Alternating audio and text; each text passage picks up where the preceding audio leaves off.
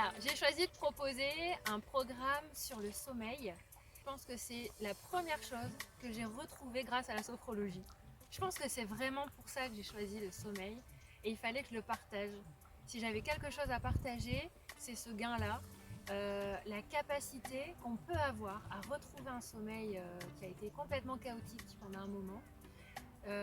Ça peut se faire avec la sophrologie parce qu'on va travailler sur le stress, on va revenir sur les émotions, on va apprendre des techniques de respiration, parce que la respiration c'est quand même la base de la vie, c'est ce qu'on fait tout le temps et on n'en prend pas assez conscience.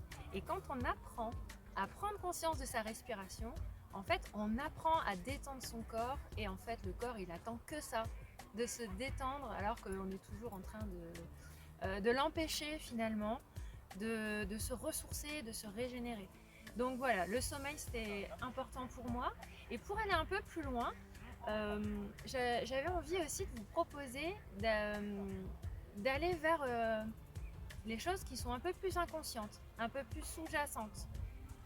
Parce que quand on dort, on lâche prise. Et ça, c'est difficile. C'est principalement là le nœud des personnes qui ont des troubles du sommeil, c'est le lâcher prise. Après, je détaillerai des tas d'autres pistes qu'on pourra explorer. Mais il y en a une aussi qui est importante, c'est celle des rêves.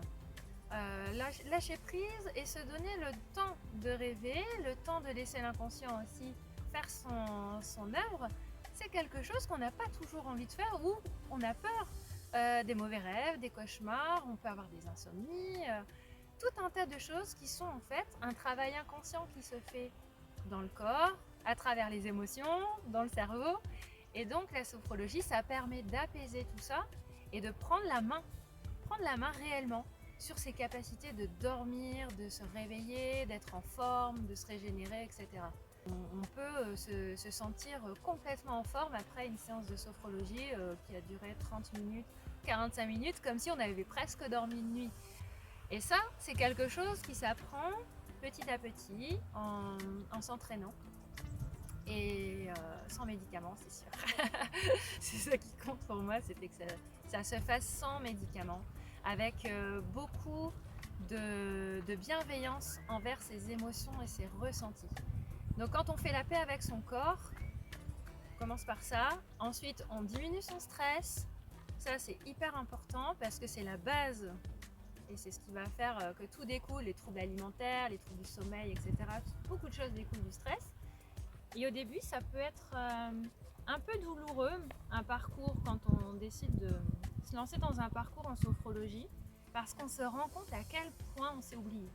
On se rend compte à quel point on a fait des choix plutôt malveillants ou de mauvaises habitudes prises. Et en fait, on fait le constat. Comme on intègre les choses tranquillement dans le corps, on fait le constat. Et des fois, ça fait mal ce constat-là. Parce qu'on se dit, mince, je me suis oublié combien de temps, combien de semaines, combien de mois et combien d'années des fois. Un exemple par excellence sont les mamans. Combien d'années des fois elles mettent à revenir, à se recentrer sur elles parce qu'elles ont donné la vie et que toute leur attention est donnée pour leurs enfants. Tout est fait pour que leur enfant se développe bien, etc. Mais elles s'oublient. Et elles oublient qu'en fait, la base de la vie de famille, c'est d'abord les individus un par un.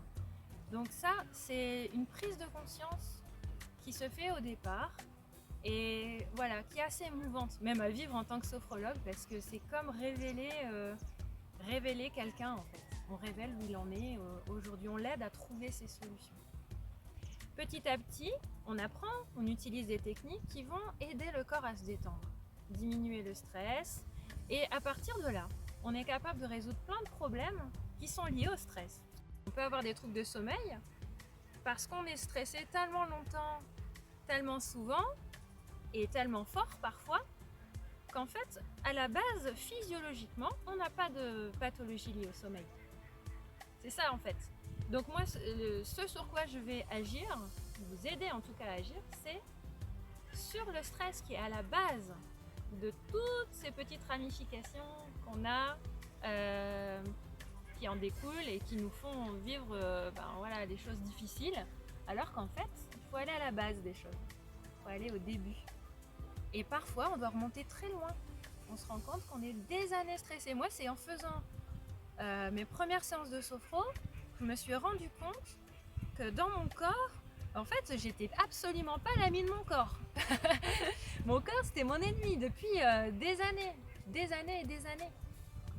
Si je vous demande de penser à votre adolescence, ou même avant, est-ce que oui ou non, vous étiez plutôt votre allié ou est-ce que vous étiez plutôt l'ennemi en fait de votre corps? Et c'est vraiment ça la clé, c'est qu'on va aller chercher petit à petit à pacifier son corps, pacifier son esprit. On les reconnecte ensemble en fait. Newsphere me permet d'être un peu plus libre en termes de format et de pousser un peu plus loin l'accompagnement. C'est-à-dire que je vais apporter à la fois le contenu, c'est-à-dire comment apprendre, des techniques, quelles astuces, etc. Mais d'un autre côté, je vais pouvoir aussi expliquer les choses, aller un peu plus loin.